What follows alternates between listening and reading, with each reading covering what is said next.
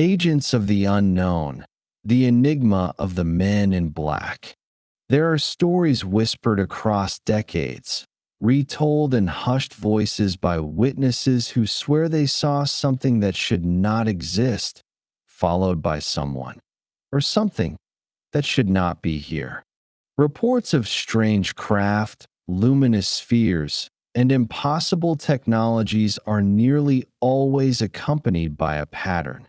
Shortly after the sighting, the witnesses receive visits from beings dressed in immaculate black suits, wearing hats and sunglasses even at night, who arrive unannounced, ask unervingly specific questions, and leave behind an atmosphere of cold dread.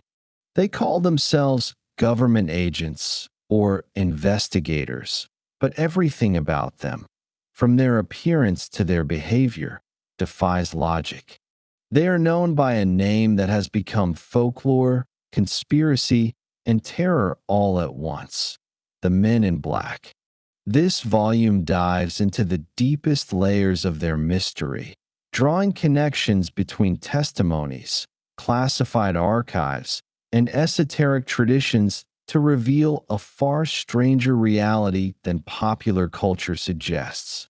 Far from the sanitized versions depicted in movies, the true phenomenon points to entities operating at the intersection of intelligence agencies, interdimensional phenomena, and consciousness manipulation.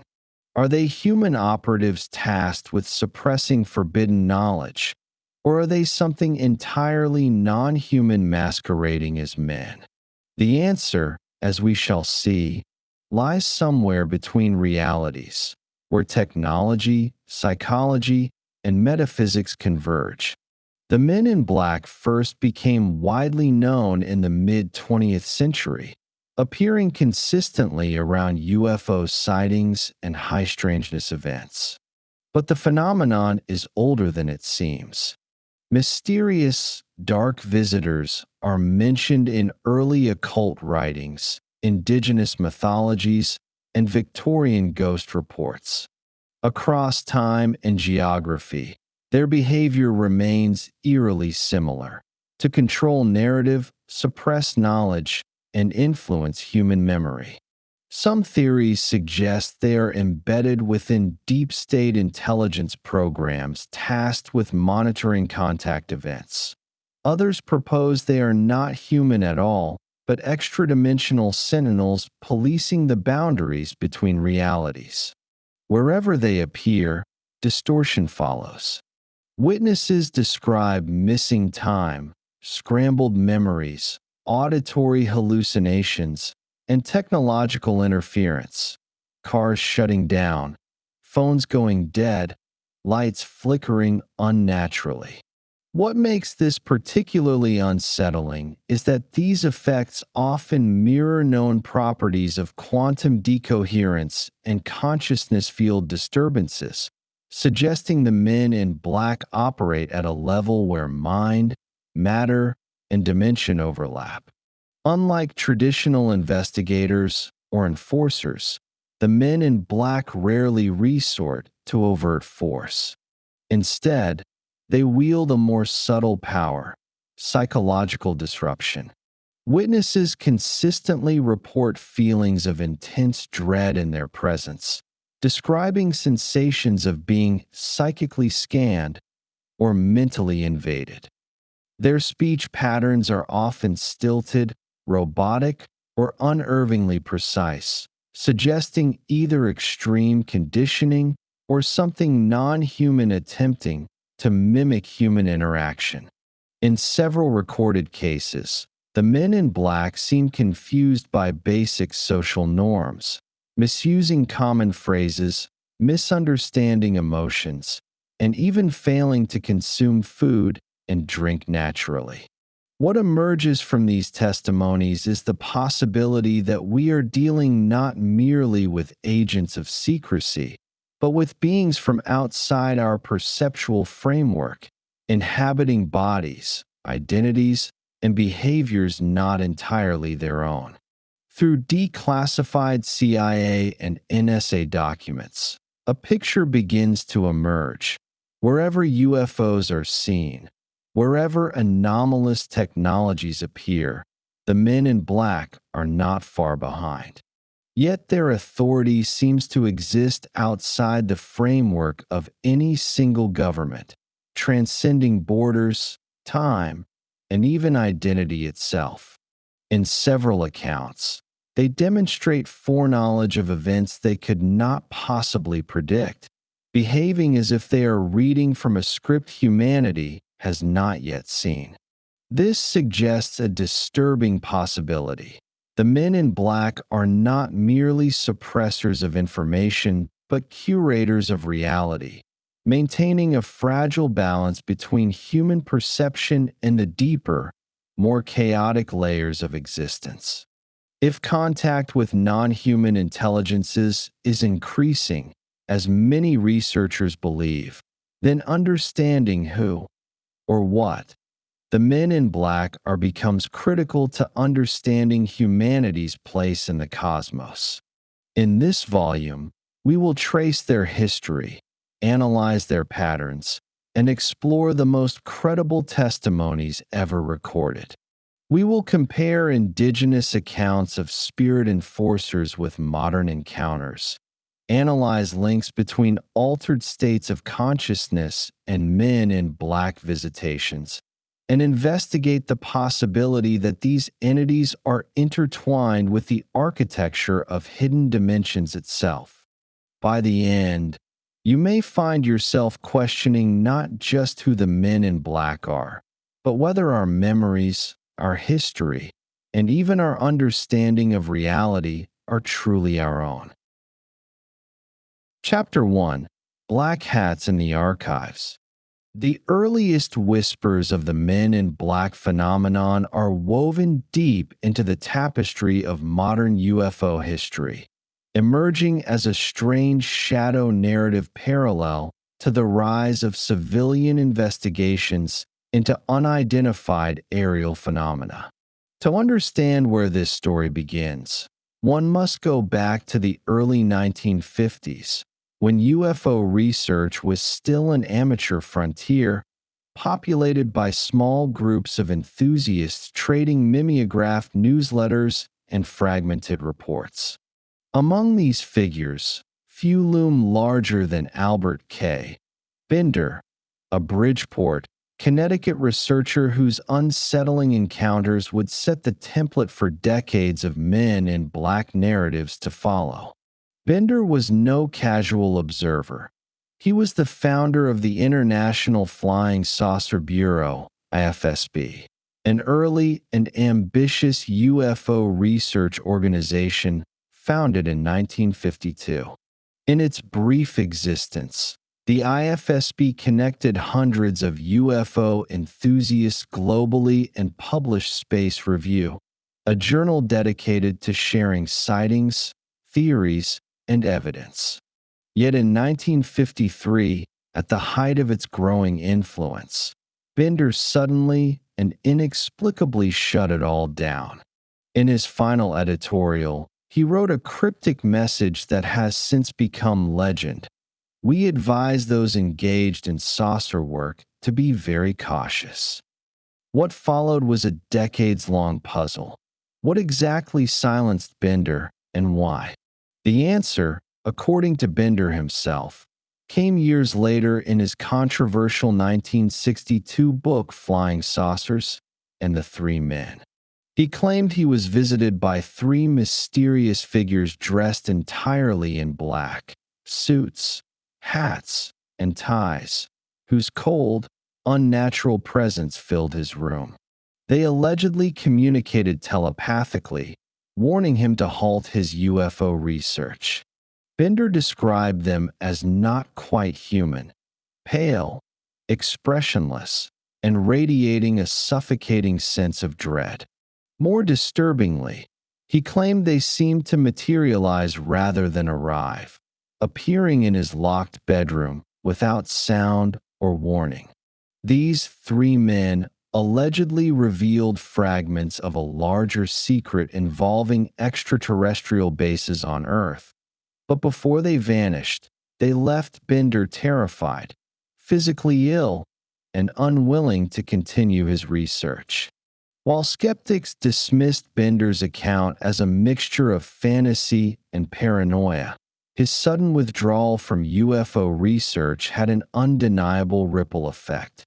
Other UFO investigators began reporting similar encounters, strange phone calls, being followed by unmarked cars, and visits from men in dark suits who demanded silence. This was the birth of a phenomenon. The men in black entered the lexicon of ufology not as folklore, but as documented behavioral patterns tied directly to the suppression of information. One of the earliest supporting cases emerged from Bender's own hometown of Bridgeport, Connecticut, where a series of bizarre UFO sightings occurred in the early 1950s. Local witnesses described strange lights hovering over residential neighborhoods, followed by unmarked vehicles patrolling the streets. Several residents claimed that after speaking publicly about what they saw, they were approached by unfamiliar men in black suits, impeccably dressed, speaking in flat, almost mechanical tones, and asking pointed questions about the sightings. These incidents were quietly documented by early UFO investigators like Gray Barker, who would later publish They Knew Too Much About Flying Saucers in 1956, further cementing the association between UFO witnesses and intimidation by shadowy figures. It was Barker's book that expanded the legend, portraying the men in black as part of an organized, possibly governmental, force dedicated to suppressing UFO information. However, even Barker himself would later admit that his motivations were mixed, blurring the line between investigative reporting and myth-making. This ambiguity is what makes these early cases so fascinating. There is evidence of real suppression, real harassment, and real intimidation, but no definitive proof of who or what orchestrated it. Throughout the 1950s and into the early 1960s, patterns began to emerge across hundreds of reported cases. Witnesses described similar details: the black suits, the dark fedoras, the somber ties, and the unnatural behavior. In some accounts, the visitors arrived in pairs or trios, always unannounced, often knowing personal details about the witnesses' lives that were never publicly disclosed. There were reports of their strange cadences of speech, overly formal, monotone, or awkwardly out of sync with natural human rhythm.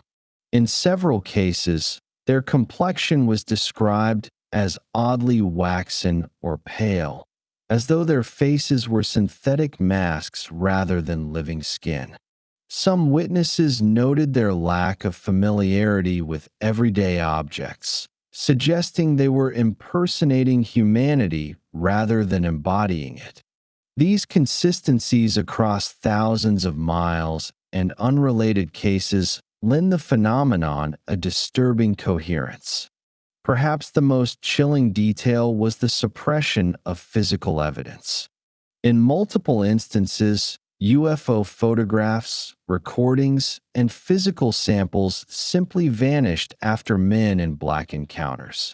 Witnesses described being coerced into handing over negatives or specimens, sometimes under the threat of legal consequences, other times under the veiled menace of national security.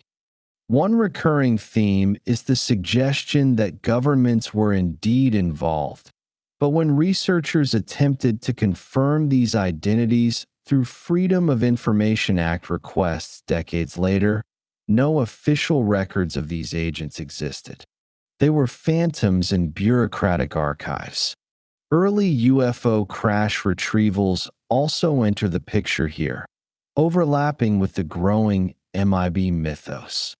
Several researchers investigating alleged crashes, From the well-documented Roswell incident of 1947 to lesser-known cases like the 1950 Del Rio, Texas recovery, reported being warned off by unidentified officials. In many instances, these warnings matched the same visual template: black suits, black cars, silent intimidation.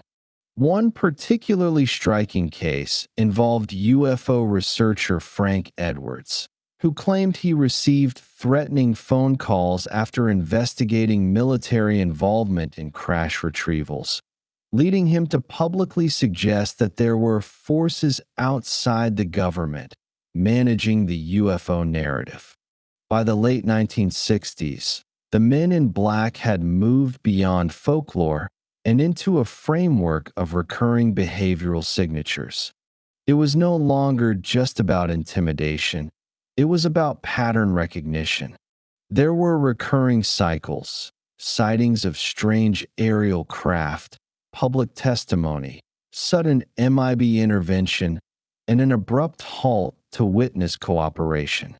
The phenomenon extended internationally as well, with reports emerging from the United Kingdom, Australia, Japan, and South America. Despite cultural and linguistic differences, witnesses consistently described similar characteristics and behaviors.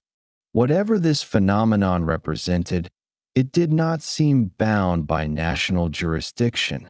Even in the earliest archival records, the tension between skepticism and belief is palpable. Were these Men in Black operatives from secret government programs designed to suppress panic? Were they agents of a breakaway civilization hoarding advanced technologies? Or were they something stranger? Entities leveraging the imagery of authority to influence human behavior? These are not idle speculations. The diversity of accounts, combined with consistent patterns of intimidation and secrecy, demand that researchers confront the possibility that the MIB phenomenon operates outside conventional human frameworks. From Bender's frightened withdrawal to the widespread intimidation of witnesses across continents, the archives paint a picture of a coordinated but elusive campaign. The deeper one digs, the clearer it becomes that the phenomenon transcends simple conspiracy theories.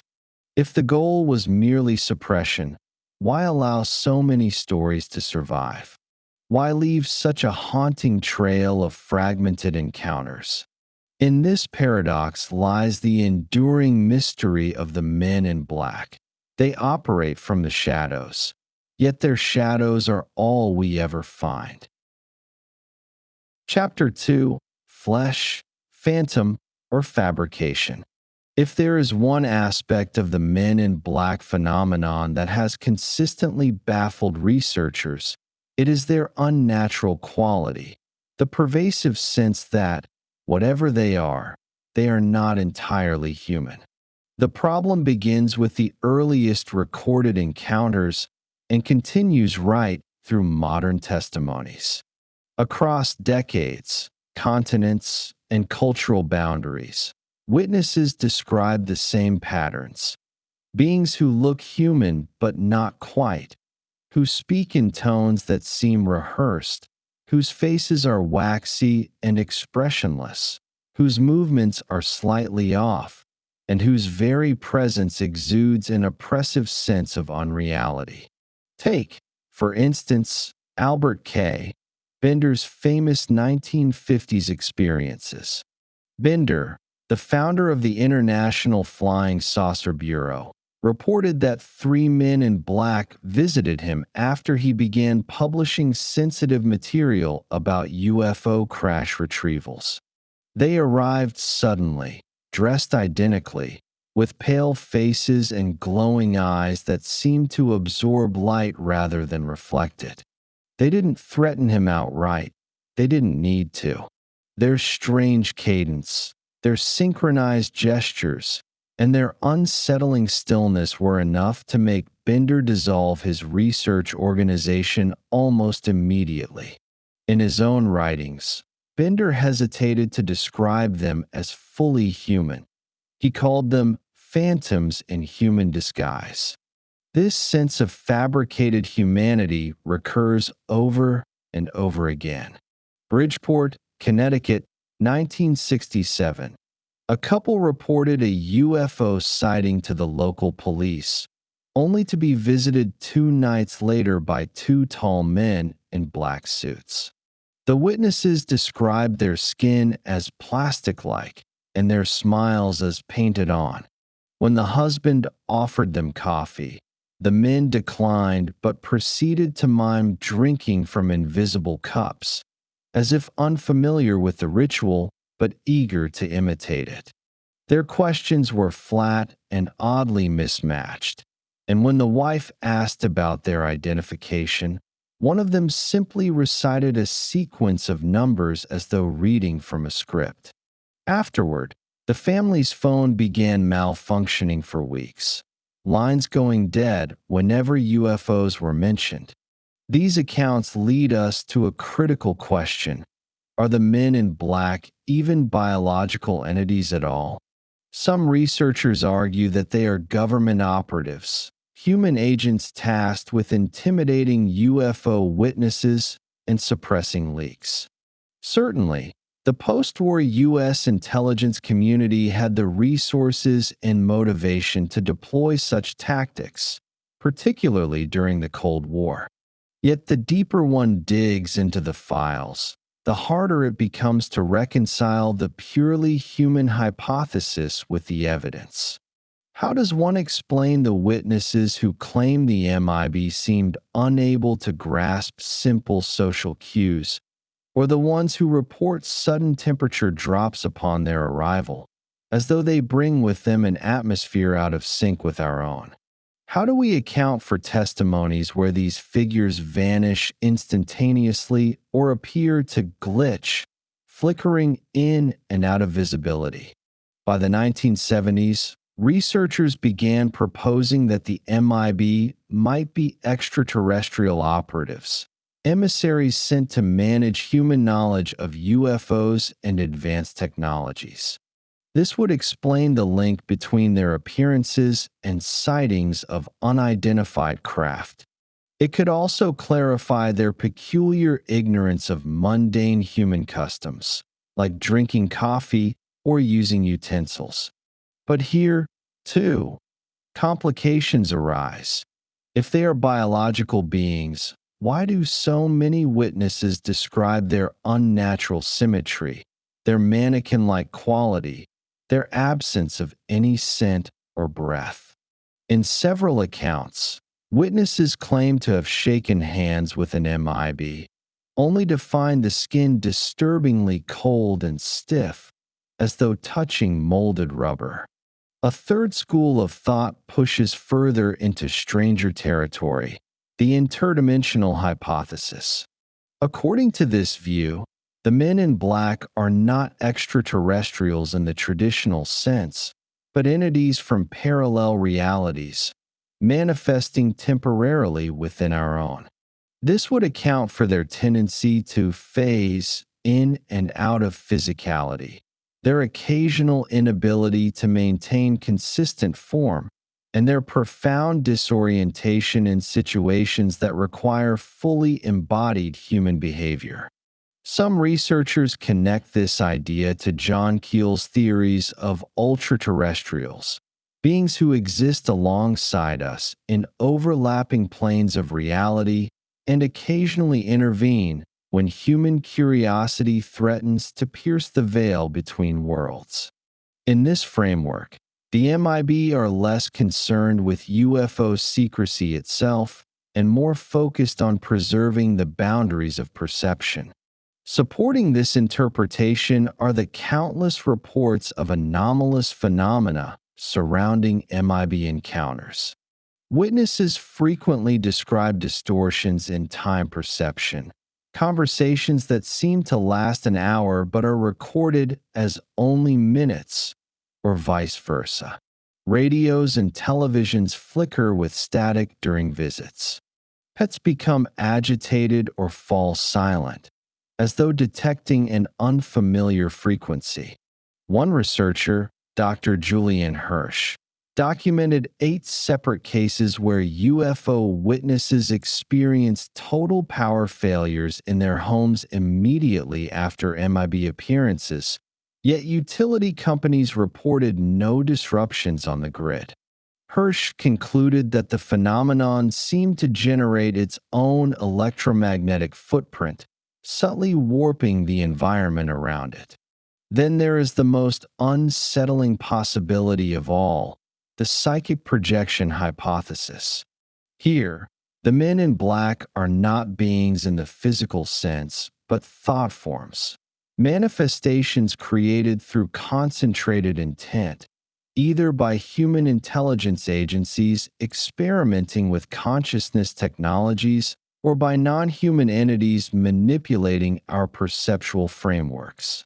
In this view, their stiff movements, unnatural effect, and fragmented speech are symptoms of something trying to approximate humanity from the outside, or worse, from within our own minds.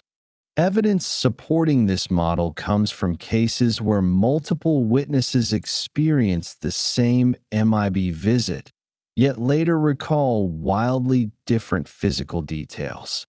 In one case, a family of 4 described 3 MIB at their door after a UFO sighting.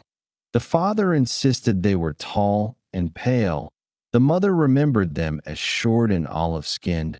The son swore one of them was female, and the daughter remembered robotic voices and luminous black eyes. Such discrepancies suggest either collective hallucination, unlikely given the family's mental stability and lack of drugs or trauma, or an intentional manipulation of perception itself. Compounding the mystery are recurring physical anomalies. Witnesses report MIB with no fingerprints, no signs of perspiration, and even, in a handful of startling accounts, bleeding a strange, colorless fluid when injured. These details have led some researchers to suggest that at least some MIB may be synthetic constructs, engineered organisms designed to mimic human form without fully replicating it. In modern cases, AI-enhanced analysis of security footage has uncovered subtle irregularities in facial proportions and gait, consistent with attempts to simulate human movement rather than embody it naturally. The convergence of these theories paints an unsettling picture. The men in black may not be one phenomenon, but several, overlapping and interacting. Some encounters may involve government agents using intimidation tactics. Others may involve non-human entities, whether extraterrestrial, interdimensional, or synthetic, tasked with maintaining control over certain thresholds of knowledge.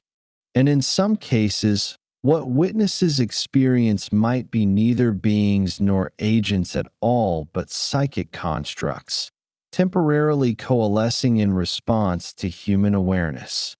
This ambiguity is not accidental.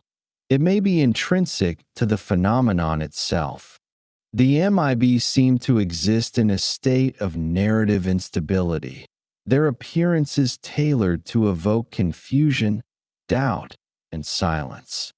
Every explanation slips through our fingers because the phenomenon resists categorization. Perhaps that is the point. Perhaps they are designed, by whoever or whatever deploys them, to remain just outside the edges of comprehension, inhabiting the liminal zone between flesh, phantom, and fabrication. And yet, despite decades of study, the testimonies remain consistent enough to suggest there is something real at the core of this enigma. Whether synthetic agents, alien emissaries, multidimensional sentinels, or thought-form projections, The men in black represent a persistent intrusion into our collective reality, pushing us toward a profound question. Are they hiding the truth from us, or are they part of the truth itself? Chapter 3: The Watchers at the Threshold. There is a persistent thread running through countless men in black encounters, subtle yet unmistakable, suggesting that their purpose is neither random harassment nor simple intimidation. Rather, it is as though they operate as gatekeepers, entities tasked with maintaining the boundaries of perception itself. Witnesses often describe their arrival not merely as a response to a UFO sighting or anomalous event, but as something more ritualistic, almost symbolic, as though the act of showing up is as significant as anything they say or do. In many accounts, their presence coincides with moments when individuals are on the verge of crossing a threshold, whether that threshold involves forbidden knowledge, altered states of consciousness, or interaction with forces not meant to be understood. It is here, at this strange intersection between reality and the inexplicable, that the men in black manifest most consistently. This positioning, as watchers at the edges of reality, is not unique to modern UFO lore. Across numerous indigenous and mystical traditions, there are echoes of entities who act as guardians of liminal spaces, beings who oversee transitions between worlds, dimensions, and states of awareness. Among Tibetan spiritual practitioners, there are tales of Dharmapalas, wrathful protectors of sacred thresholds who defend hidden teachings and punish those who approach without proper preparation. Similarly, shamanic traditions from Siberia to the Amazon speak of spirit enforcers who exist in the liminal realms between the physical and the spiritual, often appearing to those who are trespassing on forbidden ground. Their function mirrors what many MIB witnesses describe. These figures intervene not necessarily to destroy or punish, but to redirect, confuse, or prevent deeper intrusion into realities that remain hidden from common perception. In one chilling parallel, anthropological studies of the Ainu people of northern Japan describe shadow envoys, beings believed to dwell at the borders between the seen and unseen worlds. These figures, often described as strangely human yet unsettlingly artificial, were said to appear when someone risked acquiring knowledge not meant for their time. The warnings given by these envoys sound eerily similar to modern MIB narratives. Do not seek further, do not speak of what you have seen, and most importantly, do not cross into forbidden spaces. These echoes suggest a continuity that transcends culture and time, hinting at a deep archetype rooted in humanity's collective interaction with the unknown. Contemporary accounts of the men in black only deepen this sense of a threshold dynamic. Witnesses report events in which contactees begin experiencing strange perceptual anomalies just before or during MIB encounters. Heightened synchronicities, distortions in sound and vision, feelings of time slipping, and sensations of being halfway inside a dream. One recurring theme is that environments become unnaturally quiet, as though the surrounding world itself has paused to accommodate their arrival. Several abductees have described seeing faint ripples in the air, subtle distortions like heat haze, moments before the knock at the door, as though the MIB are literally stepping through from a parallel overlay of reality into ours. If these accounts are taken at face value, the men in black appear less as agents of any human intelligence and more as border custodians between dimensions, ensuring that ordinary consciousness does not wander too far into forbidden territory. Quantum consciousness research provides an unexpected framework for understanding this phenomenon. Some theorists suggest that what we perceive as reality is not an absolute structure, but a construct of probabilistic states, multiple overlapping realities that exist simultaneously, with consciousness acting as the tuner selecting one outcome over another. In this view, thresholds exist where the boundaries between potential realities thin, creating bleed-through events that manifest as UFO sightings, paranormal phenomena, and altered states of awareness. If such a model is correct, the MIB might represent entities whose role is to stabilize these thresholds, ensuring that accidental slips into other layers of reality are quickly corrected before the fabric unravels. Their uncanny behaviors, delayed reactions, mismatched speech patterns, glitch-like appearances, could be interpreted as evidence that they are not fully optimized for interaction within our perceptual framework, as though they are designed for functionality rather than authenticity. One case from 1976 illustrates this possibility vividly. A physicist in New Mexico, investigating localized electromagnetic anomalies after a reported UFO landing, described being approached by two agents dressed in black suits who appeared within seconds of his measurements, peaking beyond expected thresholds. He noted that their features seemed smudged, as though portions of their faces blurred when viewed peripherally. More disturbingly, while speaking with them, he experienced a sudden distortion in his perception of space. The hallway seemed longer, the lighting dimmer, and the men's voices became oddly reverberant, as if he were in a different acoustic environment entirely. The agents issued no threats, only advising him to stop pursuing your research for your own safety. He ignored their suggestion, and within days his laboratory equipment malfunctioned inexplicably, with recorded data wiped from storage drives. To this day, he remains convinced the men in black were not human but projections or constructs sent to enforce balance at some kind of metaphysical boundary. Shamanic frameworks often emphasize the dangers of encountering forbidden realms without guidance. Among the Huacal of Mexico, there are stories of luminous boundary guardians encountered during peyote rituals, beings who test the seeker's readiness to engage with higher knowledge. Those who fail the test are turned back, often through overwhelming fear or induced confusion, while those deemed prepared are allowed to pass deeper into visionary states. Comparing these accounts to MIB narratives raises compelling possibilities.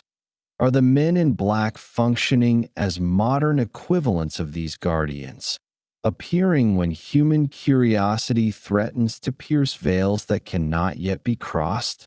If so, the anxiety and intimidation described by witnesses may not be punitive, but rather preventative, a method of maintaining balance between realms of perception.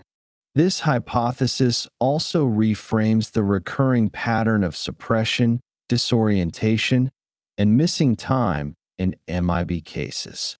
Instead of assuming these are merely tools of control wielded by a government or covert agency, they may represent a deeper function, an automatic regulation system designed to preserve the integrity of overlapping realities.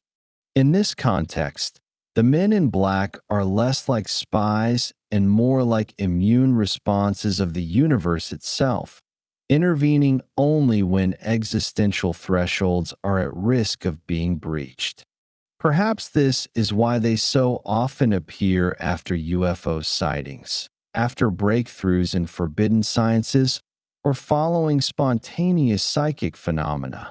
These events represent potential disruptions in the boundary between worlds. And yet, this interpretation carries unsettling implications. If the MIB truly are gatekeepers, then humanity's gradual acceleration toward technologies involving quantum consciousness, interdimensional physics, and AI integration may be forcing more frequent interactions with them.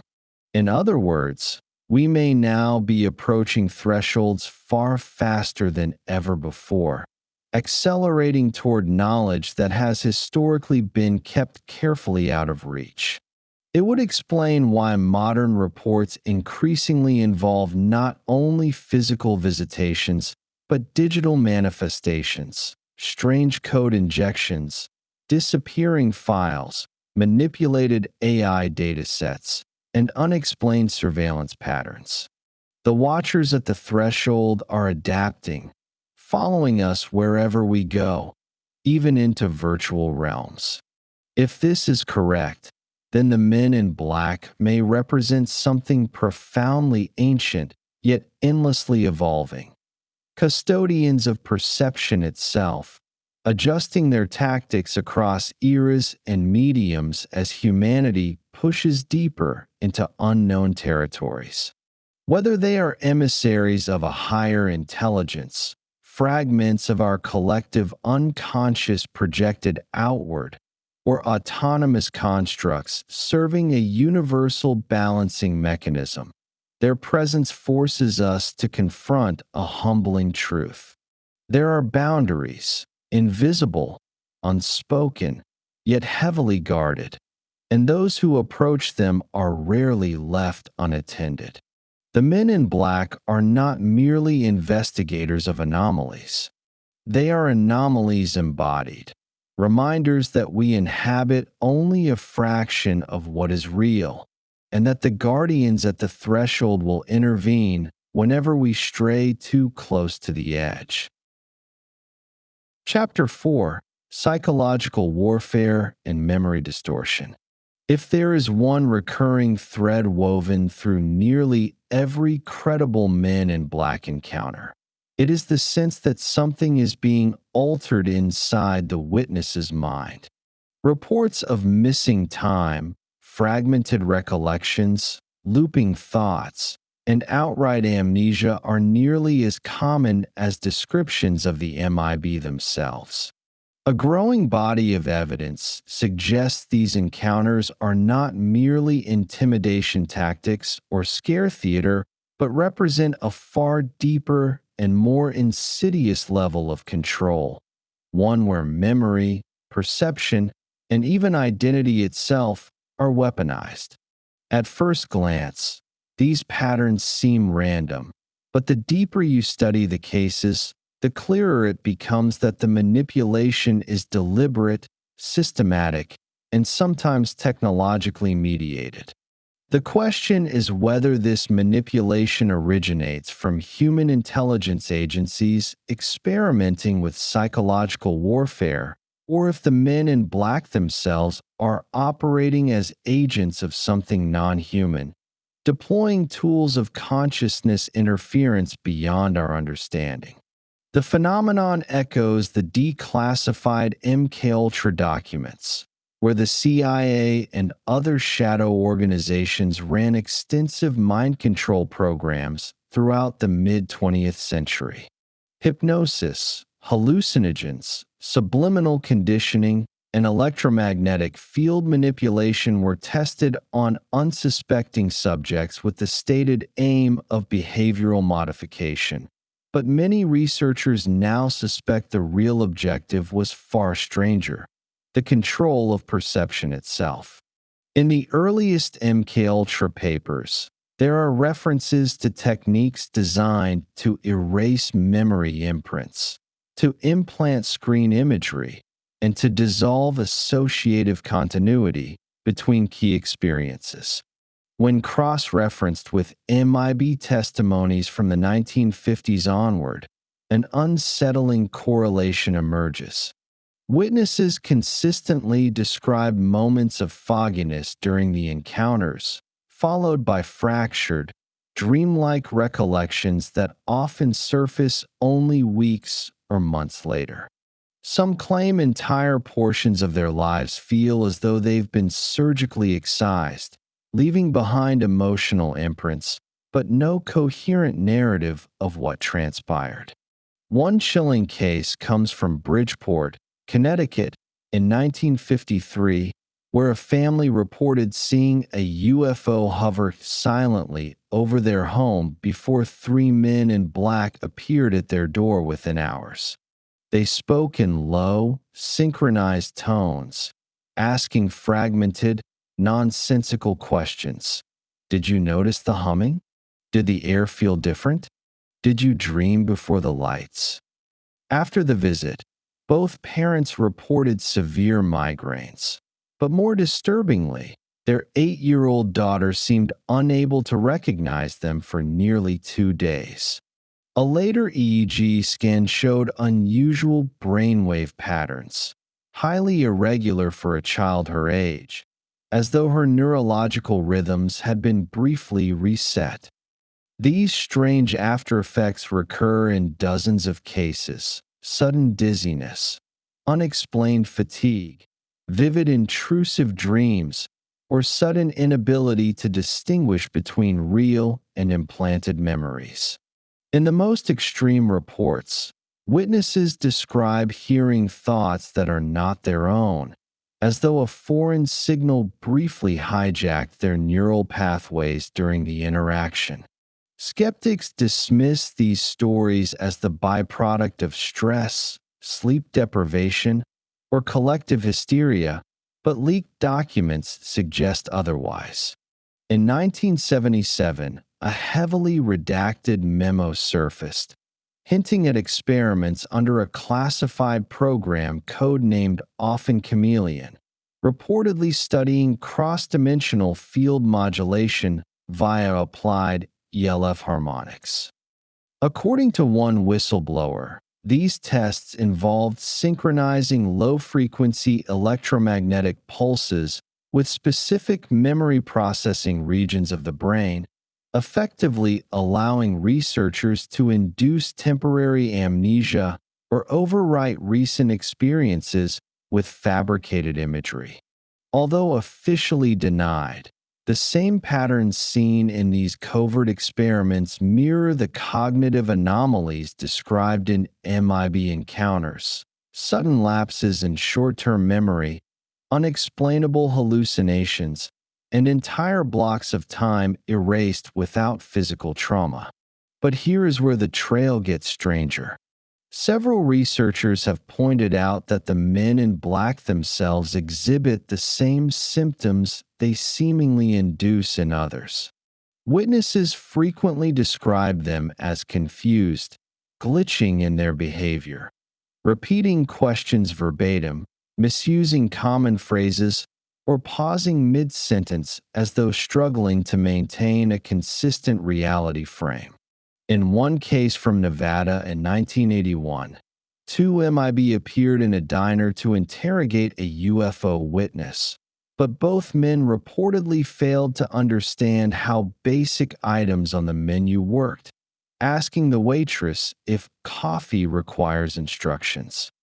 Audio analysis of their recorded voices later revealed faint layered harmonics, multiple overlapping vocal frequencies inconsistent with natural human speech.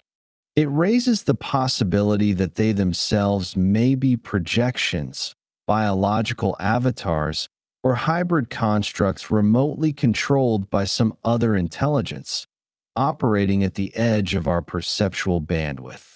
A competing theory, increasingly popular among physicists studying consciousness anomalies, is that the memory distortion associated with MIB encounters represents more than technological manipulation. It could involve interference between overlapping timelines. If reality itself functions as a layered quantum field, interactions with the men in black may temporarily scramble the brain's capacity to anchor itself within a single temporal track. This would explain why some witnesses describe perceiving multiple versions of the same event, as if their consciousness briefly bifurcated and merged back into a compromised, unreliable narrative. Under this framework, the MIB act less like agents of control and more like stabilizers, or perhaps destabilizers, of localized space-time continuity, deliberately manipulating human awareness at the edges of dimensional thresholds. Such ideas might sound speculative, but there is growing evidence from neuroscience supporting the concept that memory can be externally rewritten. Experiments at MIT in 2013 demonstrated that mice could have false memories implanted through optogenetic stimulation of specific neurons, causing them to fear environments where nothing traumatic had actually occurred.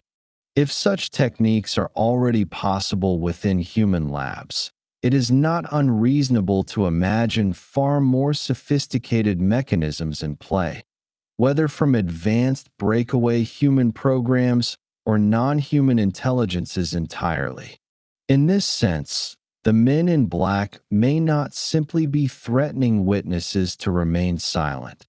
They may be reprogramming their perception of events entirely, turning authentic encounters into surreal, dreamlike fragments that later collapse under rational scrutiny. It is this collapsing effect that may be the greatest weapon of all. By inducing contradictions within memory, making real experiences feel imagined and imagined ones feel real, the phenomenon isolates the witness. Even among communities of UFO researchers, experiencers often doubt their own accounts, sometimes retracting testimony without external pressure, convinced they must have imagined it. It creates an ecosystem of disinformation where the most credible stories destabilize themselves, becoming impossible to verify. The psychological warfare is not limited to individuals. It cascades into the collective, shaping public perception at a cultural level. The phenomenon becomes self-erasing, hiding itself not by force, but by corrosion of memory itself. Whether this manipulation stems from clandestine human experimentation, interdimensional interference, or a hybridized collaboration remains unresolved. What is becoming clearer, however, is that the men in black are not simply passive observers or low-level enforcers.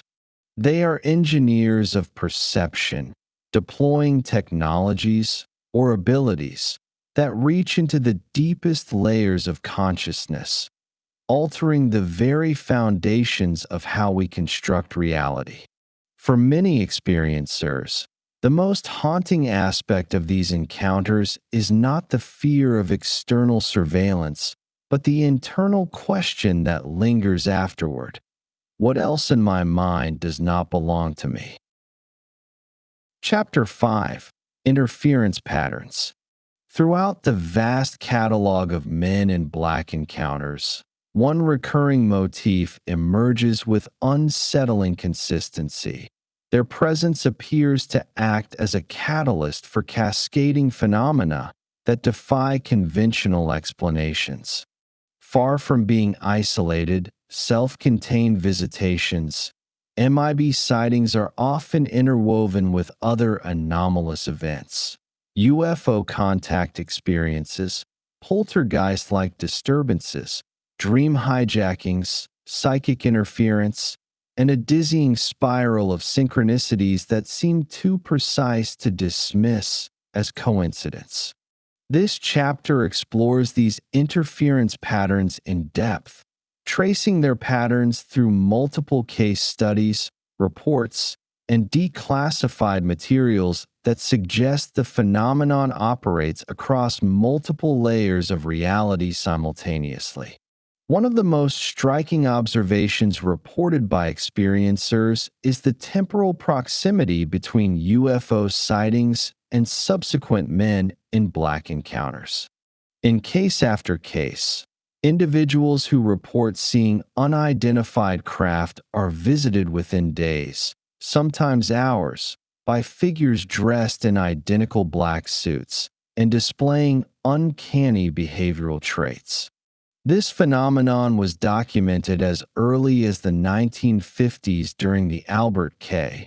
Bender case, where his intense UFO investigations coincided with episodes of psychological collapse, persistent dreams of alien entities, and a visit from three black-suited figures who seemed to anticipate his every thought before he spoke it aloud. Similar reports surface repeatedly in decades that follow, suggesting a feedback loop between observing unexplained aerial phenomena and being drawn into the MIB's field of influence. These interference patterns do not limit themselves to physical encounters. Many witnesses describe disturbances in their immediate environment, technology malfunctioning, lights flickering, sudden bursts of static in radios and televisions, and inexplicable failures of digital systems at moments coinciding with MIB presence.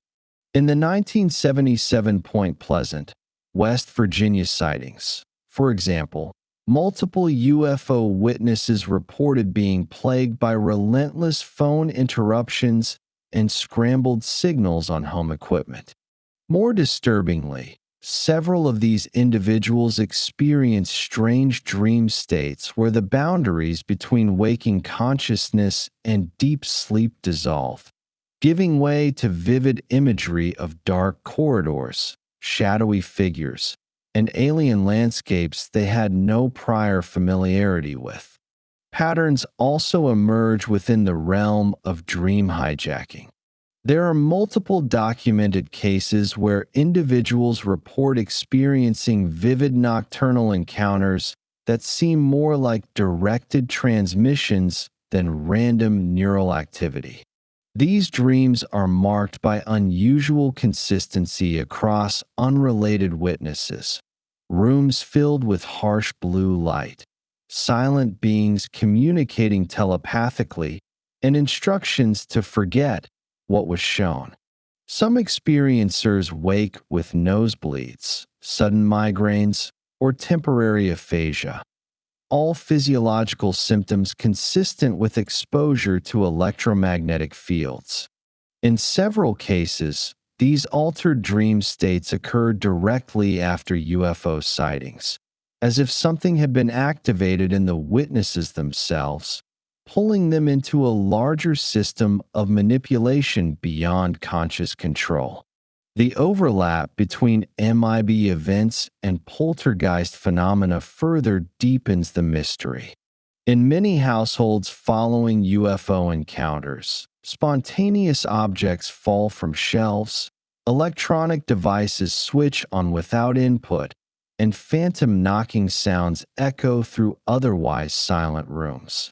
Such events are not exclusive to Western reports. Strikingly similar accounts appear in Japanese, Brazilian, and Scandinavian case files, suggesting a universal pattern that transcends cultural framing.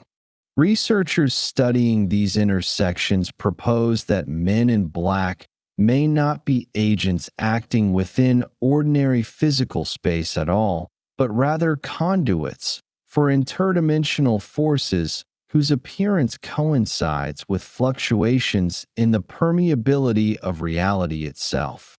Synchronicities occupy a special place within these interference patterns. Experiencers often report strings of improbable coincidences in the days and weeks following their initial UFO sightings or men in black visits. Seemingly unrelated events. Overhearing strangers reciting fragments of personal conversations, repeatedly encountering the same numbers on clocks and receipts, or receiving calls from disconnected phone numbers, build into intricate webs of meaning that feel orchestrated rather than random. Carl Jung referred to synchronicity as an acausal connecting principle. And within the context of the Men in Black, these patterns hint at something more deliberate. The possibility that reality itself is subtly reorganized around the experiencer, aligning external events to nudge them toward, or away from, certain lines of inquiry. Multiple case studies show that individuals within these interference fields also exhibit heightened psychic sensitivity. Some develop temporary telepathic impressions, sensing the thoughts and intentions of others without verbal exchange. Others experience anomalous time slips, losing hours of memory after brief encounters, only to have fragmented recollections resurface under hypnosis. Interestingly, several reports describe shared altered states between groups of witnesses, suggesting that whatever mechanism drives these events can manipulate collective perception simultaneously, blurring the boundaries between individual and group consciousness.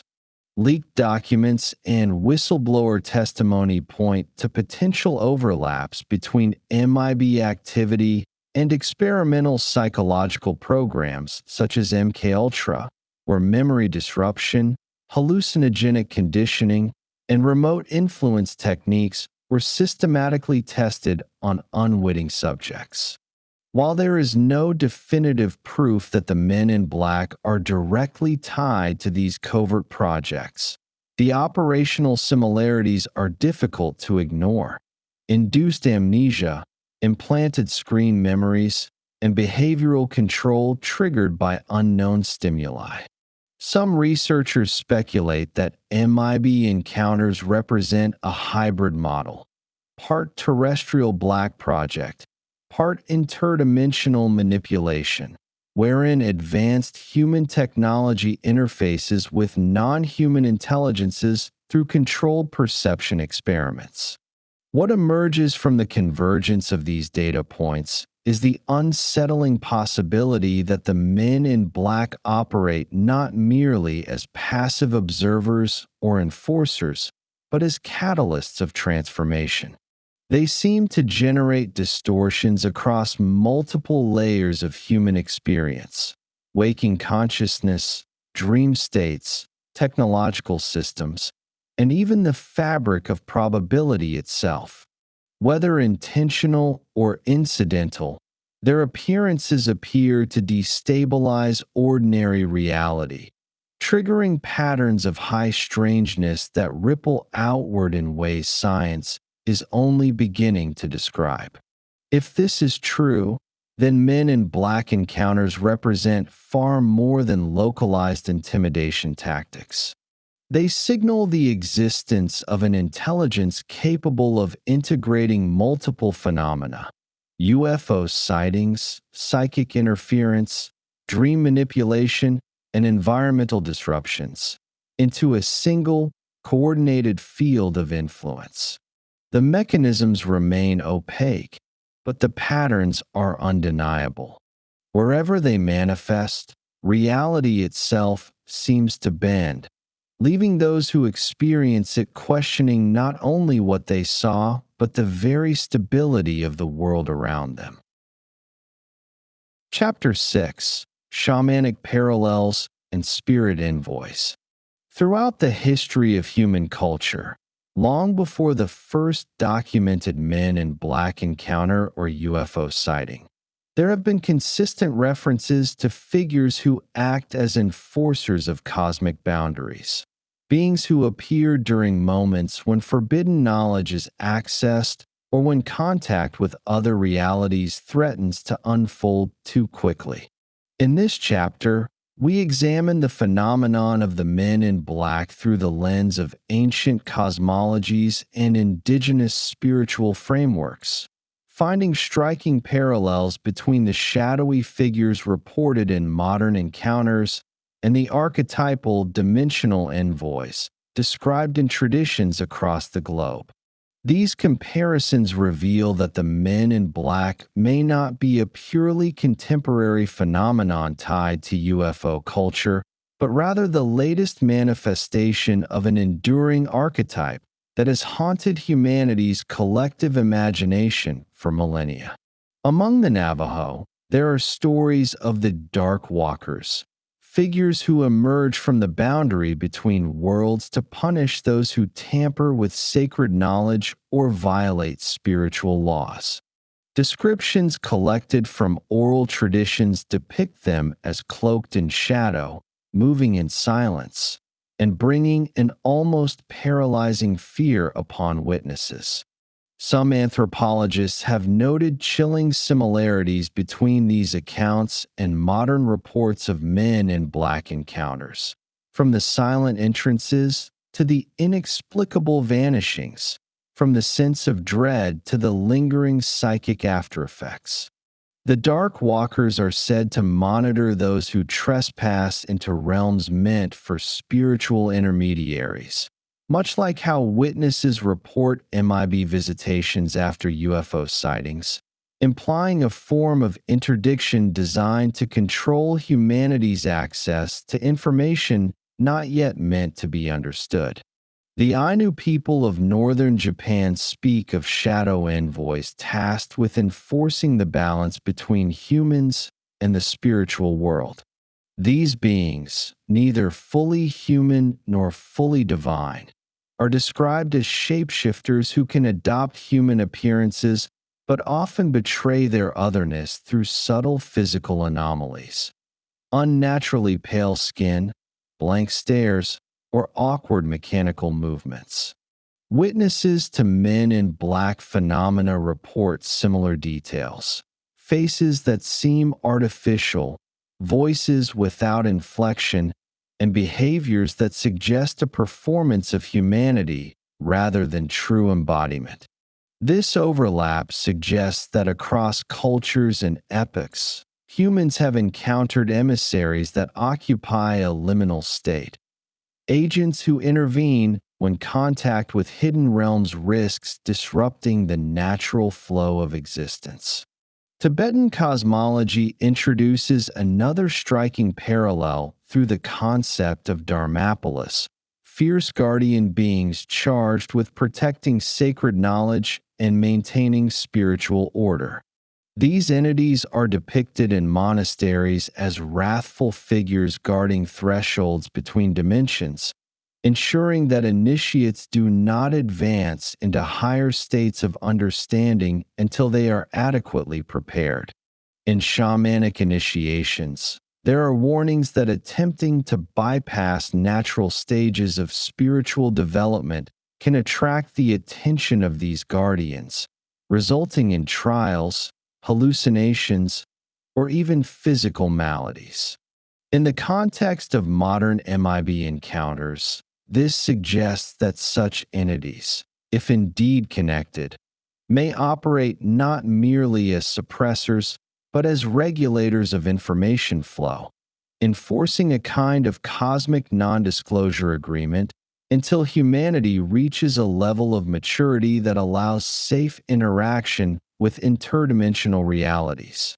Indigenous shamanic traditions across the Amazon speak of boundary keepers encountered during ayahuasca rituals, beings who appear when participants attempt to enter forbidden layers of existence or challenge entities from other realms.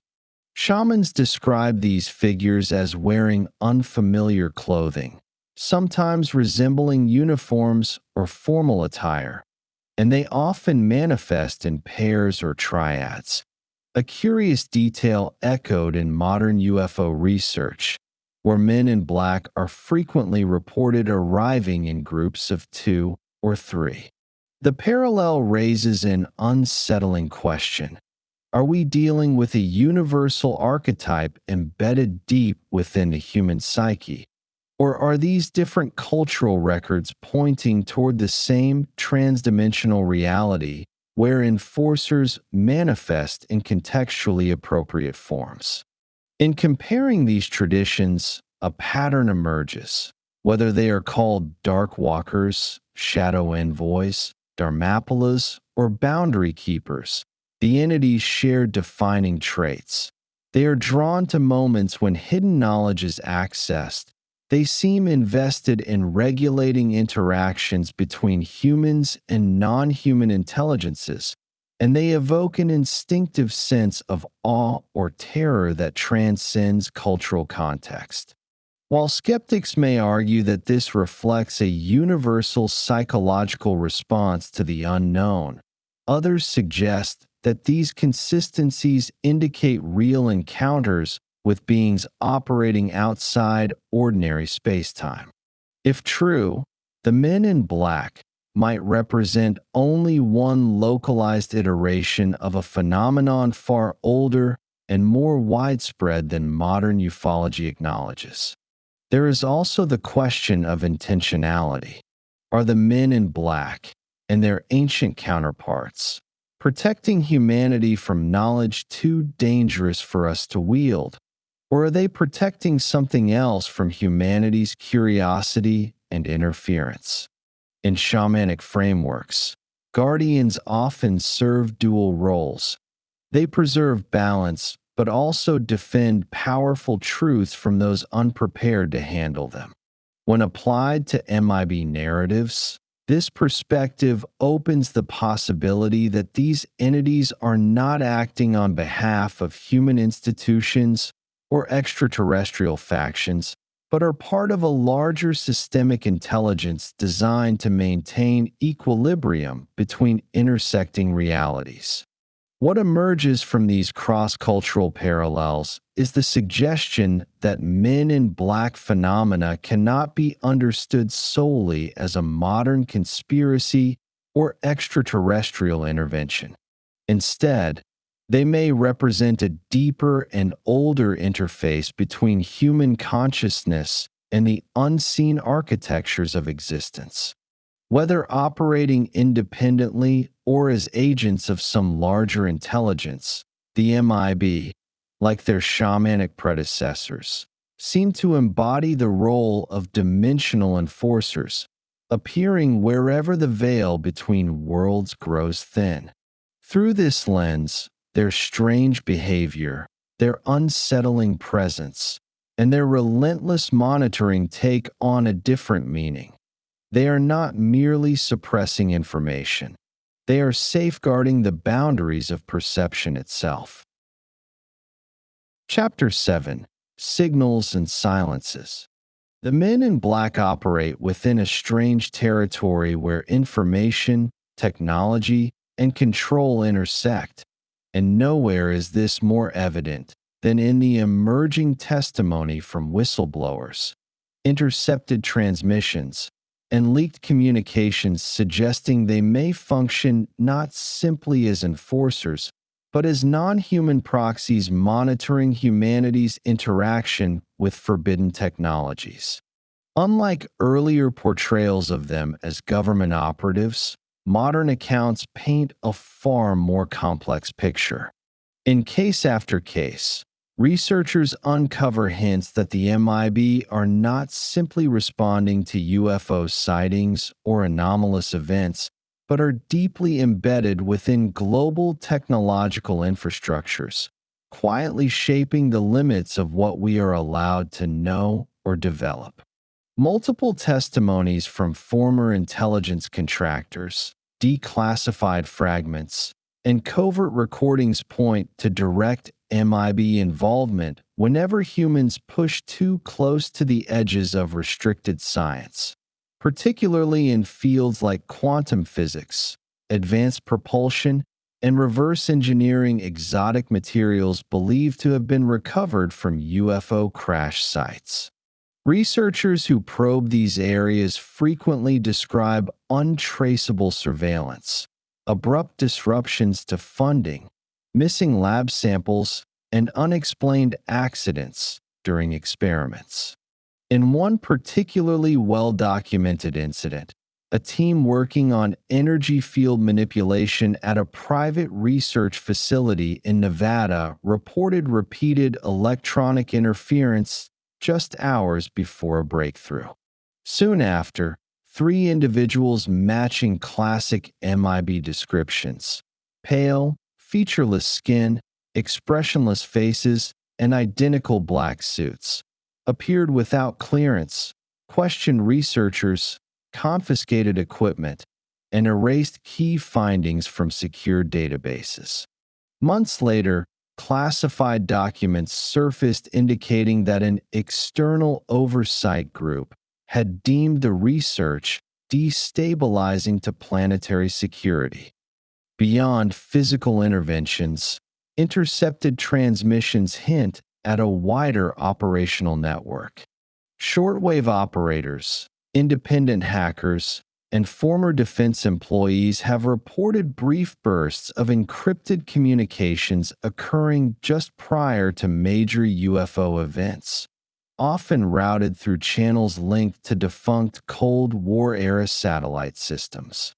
Analysts attempting to decode these signals describe repeating patterns embedded within the data, patterns that appear mathematical but also suggestive of symbolic language, as though the communications are operating on multiple interpretive levels simultaneously. Some researchers suspect these exchanges are not between terrestrial agencies, but between MIB operatives and non-human networks coordinating across dimensions, overseeing when, where, and how humanity is allowed to interact with certain technologies. Whistleblower testimony deepens this mystery. Several insiders tied to aerospace black projects claim that reverse engineering efforts into recovered craft and exotic alloys have repeatedly triggered unexpected responses, sudden visits from MIB-like figures, abrupt shutdowns of entire projects, and even data wipes occurring within air-gapped systems.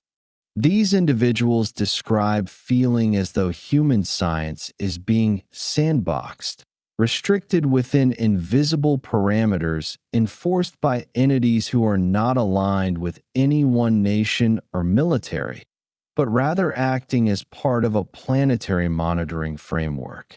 When cross-referenced with reports from UFO experiencers and researchers, a recurring theme emerges: breakthroughs into energy fields, quantum manipulation, or interdimensional gateways seem to reliably attract MIB intervention.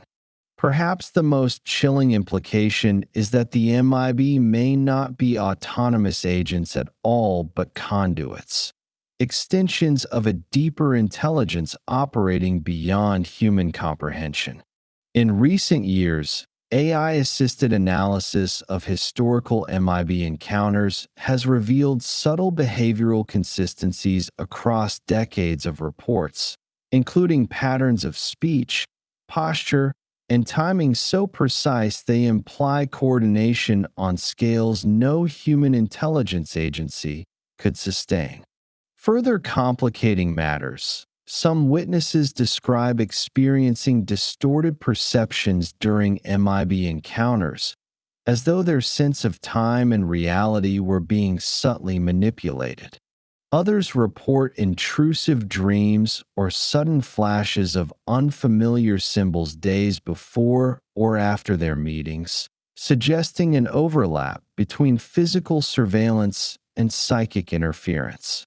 If these accounts are accurate, then the men in black are less enforcers of secrecy and more stewards of a carefully managed exposure curve, deciding what humanity can know and when.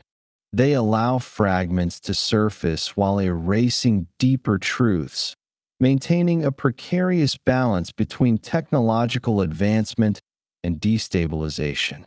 The intercepted signals, erased evidence, and persistent testimonies all point toward a controlled, deliberate limitation on the spread of forbidden knowledge, particularly knowledge tied to interdimensional travel, exotic energy systems, and the manipulation of space-time itself.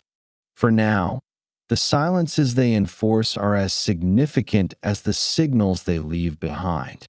In their absence, gaps form where history should exist: missing documents, lost footage, entire events written out of public record. And yet, despite their efforts, something always leaks through, sparking new investigations, rumors, and obsessions. It is as though the MIB are engaged in a paradoxical dance, simultaneously containing and revealing, suppressing and seeding, erasing and hinting. Whether this is deliberate strategy or an inherent limitation of their control remains unknown.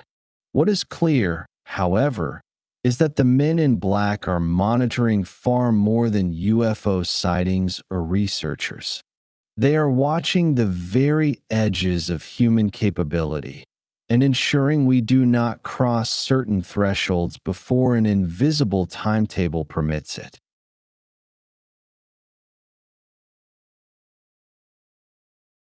Chapter 8: The Paradox of Exposure. For decades, the men in black have been portrayed as enforcers of silence, beings whose primary objective is to suppress knowledge, erase evidence, and dissuade curiosity. Yet the pattern that emerges from countless testimonies reveals a striking contradiction. Their very presence seems to achieve the opposite effect.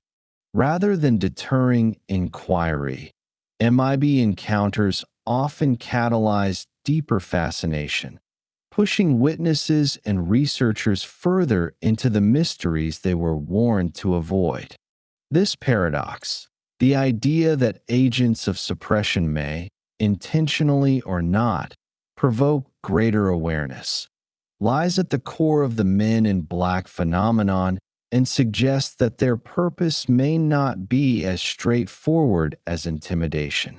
Many witnesses describe an initial state of terror following an encounter, a psychological conditioning designed to fracture their sense of safety and reliability of memory. But as time passes, the details often resurface with renewed clarity, accompanied by an obsessive need to make sense of what happened. Researchers who were initially silenced frequently become some of the most vocal advocates for disclosure. Far from erasing events, MIB interventions seem to plant a lingering resonance within the psyche, as if the attempt at suppression unlocks deeper layers of curiosity rather than neutralizing it. This recurring pattern has led some theorists to suggest that the men in black operate not as silencing agents, but as catalysts in a much larger perception experiment, one that tests the thresholds of human awareness. If this is true, their appearances may be designed to create paradoxical outcomes, drawing attention precisely where it is meant to be diverted. Witnesses often report feeling compelled to investigate more intensely after an encounter, as though a dormant drive has been activated within them. Such psychological inversion implies that fear, confusion, and intimidation are not simply tools of control, but triggers of transformation, forcing individuals to question the nature of reality itself. Some researchers speculate that this could be a deliberate feedback mechanism, a way to monitor how consciousness responds when confronted with forbidden knowledge. If true, then the men in black are not attempting to hide truths in the traditional sense, but are instead shaping how and when humanity integrates these truths. Cases involving UFO researchers provide further evidence of this paradox. Investigators like Gray Barker, John Keel, and Timothy Good have documented scenarios where MIB warnings directly preceded major breakthroughs in UFO research. as if the threat itself sharpened focus rather than diffused it. In other accounts, witnesses who were told to forget what they saw became central figures in spreading the very narratives they were warned against discussing. There are even reports suggesting that certain classified documents, leaks, and intercepted communications tied to MIB operations were deliberately left vulnerable, almost inviting discovery. Such patterns have raised uncomfortable questions. Are these failures the result of human error, or are they engineered misdirections meant to lure us deeper into the labyrinth? If so, the men in black may function less as gatekeepers of secrecy and more as architects of controlled disclosure, allowing fragments of forbidden knowledge to surface at carefully chosen intervals. This leads to a deeper implication. The MIB phenomenon may be less about hiding technology or alien contact and more about regulating perception itself. By controlling the context in which information emerges, shaping witness memories, manipulating emotional states, and introducing contradictions, the phenomenon ensures that no singular, definitive narrative can ever solidify. In this way, the truth remains perpetually just out of reach, suspended in a state of ambiguity that both frustrates and fascinates. Humanity, caught in this tension, becomes an active participant in decoding a mystery that may, in fact, be designed to remain unsolved. It is possible that the men in black are not working to prevent disclosure, but to manage its pacing, orchestrating a slow, deliberate awakening rather than an uncontrolled revelation. If this is correct, the paradox of exposure is not accidental, but intrinsic to their purpose. The men in black appear precisely when humanity approaches thresholds it is not yet prepared to cross, not to permanently block the path, but to regulate the flow of awareness, ensuring that breakthroughs happen incrementally rather than explosively. Their intimidation may be genuine, but so too may be their intent to provoke curiosity, creating a feedback loop where secrecy drives discovery, and discovery fuels deeper secrecy. In this light, their existence raises unsettling possibilities. Are we being guided, manipulated, or tested? Is the MIB phenomenon a form of psychological conditioning designed to expand human perception while maintaining control over its trajectory? Or are we merely reacting to an alien intelligence that understands our consciousness better than we understand ourselves? The paradox is unresolved, but its effects are undeniable. Every warning issued, every silenced witness, and every erased document seems to ripple outward, drawing more attention to the phenomena the MIB ostensibly wish to suppress.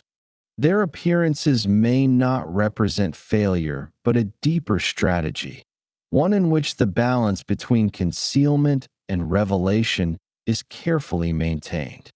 If the men in black are indeed orchestrators of perception, then humanity's curiosity is not an unintended consequence, but a calculated variable in a larger design. Chapter 9: The Last Visitors. In recent decades, the phenomenon of the men in black has evolved into forms that were unimaginable during the early accounts of Albert Bender and the Bridgeport sightings. No longer confined to shadowy figures in outdated suits appearing unannounced at witnesses' doorsteps, they now manifest in subtler, far more insidious ways.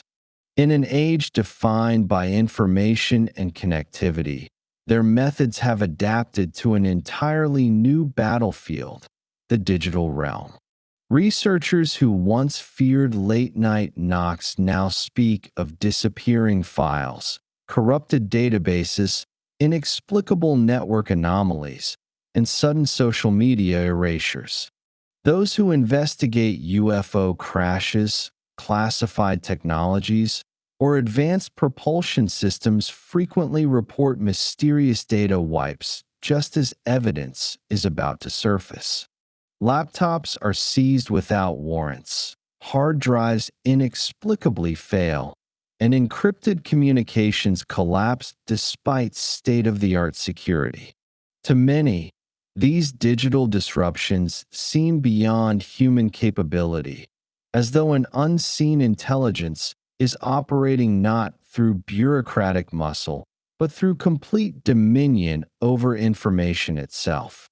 The rise of what many call the digital men in black coincides eerily with the integration of AI-driven surveillance systems and autonomous data tracking architectures. Whistleblowers claim that sophisticated predictive algorithms are now deployed to monitor online behavior, flagging individuals whose research approaches forbidden thresholds. Once identified, subtle suppression protocols begin. Search results are quietly altered, relevant documents are buried beneath irrelevant noise, and certain discussions vanish entirely from forums and archives without explanation. Researchers describe sudden shifts in recommendation algorithms, as if their inquiries trigger protective firewalls surrounding classified knowledge. Unlike the traditional MIB, who relied on physical intimidation and personal confrontation, these new agents appear to manipulate the digital landscape itself, controlling not only what people know, but what they are capable of knowing.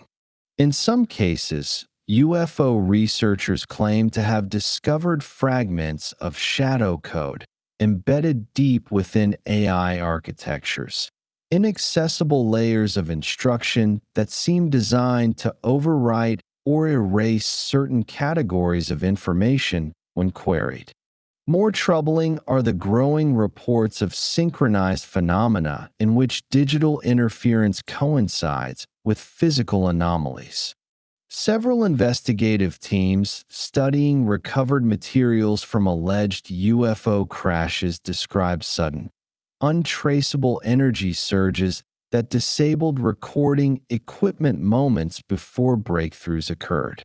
In one highly publicized case, a private researcher in Utah claimed his quantum imaging experiments revealed a structured, non-terrestrial energy signature. Within hours, his lab's systems failed catastrophically, his backups were corrupted, and an unmarked vehicle was sighted circling his property. Days later, the only surviving files were inexplicably replaced by encrypted fragments, as though the evidence had been overwritten by an unknown external process. To those involved, it felt less like simple sabotage and more like reality itself had been rewritten to remove the discovery from existence. These incidents blur the line between traditional government suppression and something far stranger, suggesting that the forces behind these modern MIB tactics may not be entirely human. AI-enhanced reconstructions of historical MIB sightings add another layer of complexity. When old photographs, videos, and audio recordings are processed through deep learning systems, subtle anomalies emerge. Inconsistencies in lighting, geometry, and even physics that imply these beings may not interact with reality the way we do. Several analyses reveal microdistortions in the surrounding environment, as if the entities were partially out of phase with our dimension, their presence bending perception at a structural level. Strikingly, this mirrors older testimonies describing MIB movements as mechanical, jerky, or unnatural, and their voices as flat or modulated, suggesting the phenomenon has always been connected to a broader manipulation of space-time and consciousness. These findings strengthen the growing hypothesis that what we call men in black are not simply covert human operatives, but emissaries, or even projections, of a control system that transcends our current technological understanding. Compounding this mystery are leaked communications hinting at classified initiatives integrating reverse-engineered, non-human technologies with predictive AI systems. Whistleblowers allege that a joint program, operating beneath the jurisdiction of known intelligence agencies, deploys automated black protocols designed to surveil and suppress inquiries into advanced propulsion research, interdimensional anomalies, and non-terrestrial biological entities. These protocols reportedly operate independently of direct human oversight, suggesting that the original architects of the MIB phenomenon, whoever or whatever they may be, have successfully transitioned their methods into a fully automated system.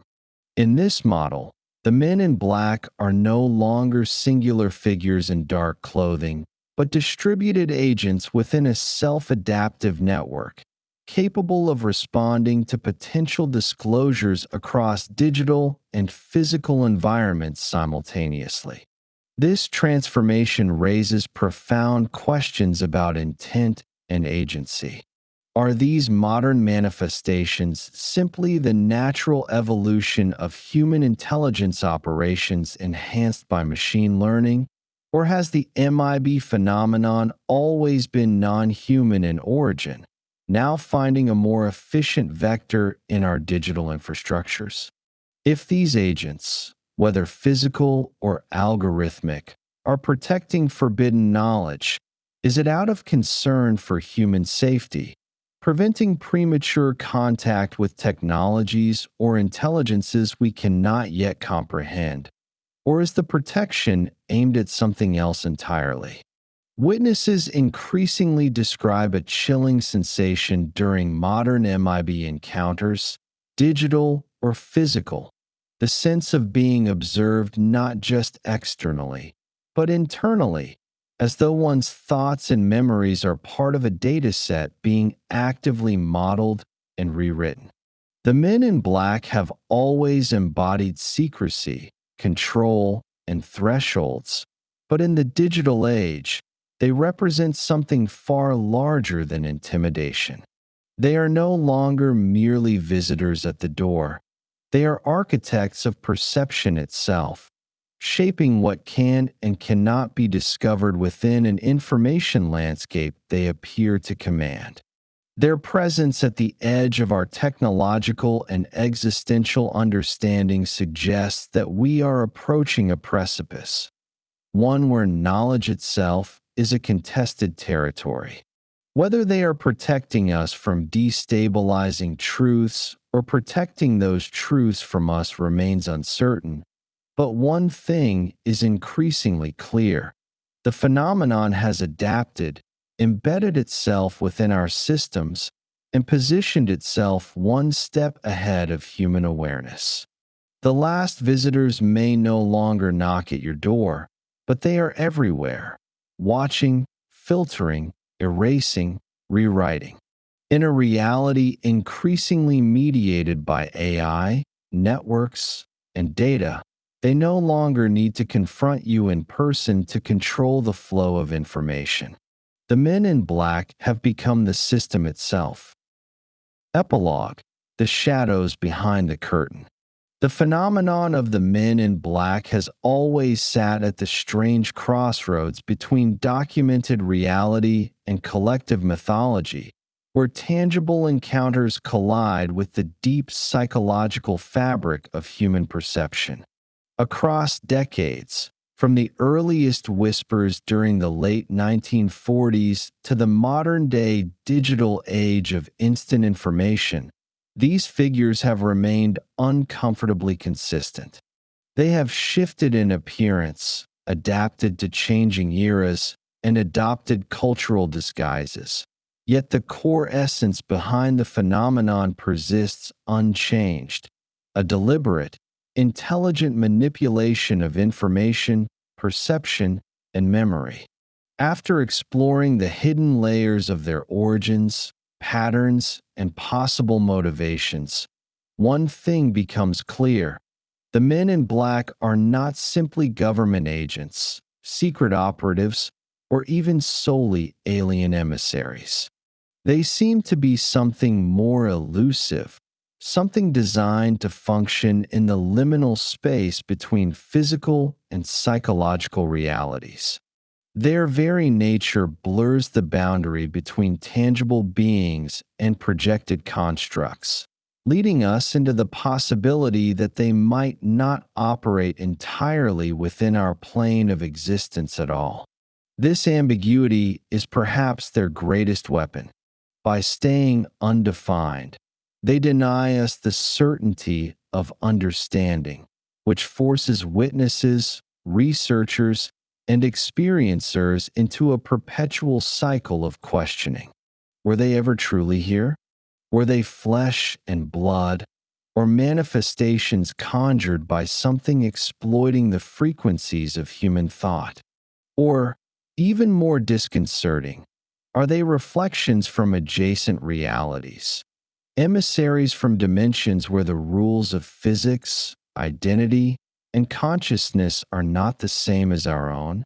What emerges from patterns studied throughout history is that encounters with the men in black often occur at the intersection of knowledge and revelation. They appear when someone learns something they are not supposed to, when a breakthrough threatens to destabilize accepted narratives, or when individuals glimpse behind the veil of our perceived reality. Their presence seems tied not just to events, but to thresholds of awareness, as though their role is to manage, redirect, or suppress human interaction with deeper truths. Yet, paradoxically, their interventions also leave traces. The more they attempt to silence, the more questions arise. The more they obscure, the more they draw attention. Like shadows cast by an unseen source, their existence points towards something larger lurking just outside our field of perception. In this way, the men in black might serve not only as gatekeepers, but as inadvertent messengers, signaling that reality, as we experience it, is far more complex and multi-layered than our senses can perceive. As we move forward into an age where artificial intelligence, quantum research, and interdimensional theories converge, the phenomenon may evolve yet again. Future sightings may not involve men in tailored suits and dark glasses, but digital anomalies, algorithmic agents, or consciousness-based intrusions. The black suits might simply have been a costume tailored for the mid-20th century psyche. In our era, they may cloak themselves differently, using the very technology we depend upon to observe, guide, and perhaps manipulate us. But there is also empowerment in this awareness. To recognize their patterns is to reclaim agency. To study their presence is to challenge the imposed narratives. Every witness account, every archival report, every anomalous data point adds another thread to the broader tapestry, pushing us closer to seeing the full design behind these entities and their role in the human journey. In the end, the men in black may not just represent an external phenomenon, but an interaction with something much deeper, a boundary where human consciousness meets a larger, multidimensional intelligence. Whether they are protectors, suppressors, or something entirely beyond our current understanding, they remain an invitation to look further into the unknown.